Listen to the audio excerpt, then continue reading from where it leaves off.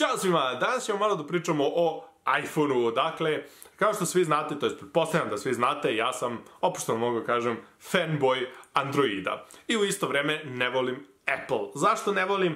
Uvek sam imao neke svoje razloge. Znači, nikad ja nisam volao Apple, eto, tako bez veze. Znači, uvek sam bio realan u toj svojoj mržnji. S tim što, ajde, mržnja možda malo prejaka reč. Nije da ja mrzim Apple, jednostavno ne volim Apple.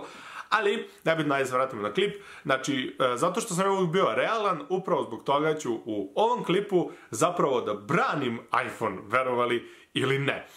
Zašto? Zato što kada god se potegne neka svađa, znači ono na relaciji, jeli, iPhone vs Android ili iPhone vs konkretno S9 Plus, na primjer, uvijek se potegne jedan argument, a to je da kako iPhone ima mnogo lošije specifikacije. Tako da, ajde recimo da pogledamo sada na nekom sajtu za poređenje, recimo Apple iPhone X vs Samsung Galaxy S9 Plus. I ako pogledamo procesor, vidimo da iPhone X ima hexacore, dok S9 Plus ima octa-core. Dakle, iPhone ima 6 jezgra, Galaxy S9 ima 8 jezgra. I ako pogledamo recimo RAM, vidimo da iPhone ima 3 GB RAM-a, dok S9 Plus ima 6 GB RAM-a. I onda tu uvijek bude zezanje na račun iPhone-a u fazonu ahaha, dobrodošli u 2014. Napokon ste dobili 3 GB RAM-a, ili ahaha ovo, ahaha ovo. I to je sve zanimljivo, priznam i meni je zanimljivo da ih zajebavamo.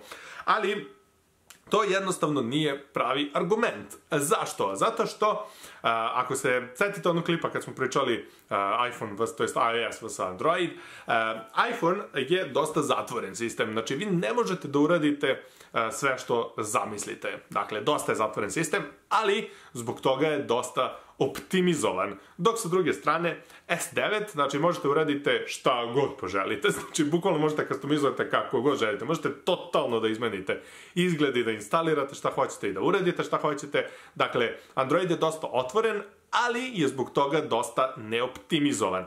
I onda zbog toga jednostavno Androidu je potrebno mnogo više RAM-a. Sad, ako niste skapirali iz ovog primjera, recimo ajde da neki primjer iz igrice pogledamo, recimo svi ste čuli za igricu PUBG.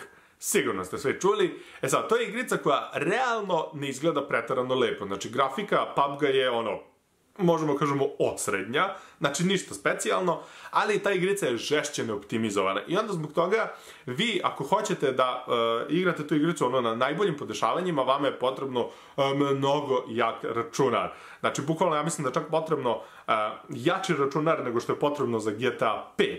A grafika je daleko lošija od GTA 5. Znači, eto, to je, da kažemo, taj primer zašto, kako optimizovanost utiče na specifikacije. Tako da, bez obzira što iPhone ima, da kažemo, 2 manje jezgra i 3 manje gigabajta, to je, razumijete šta sam da kažem, bez obzira što ima lošije specifikacije, to ne znači da je lošiji telefon ili da će biti sporije ili da ne znam nija šta.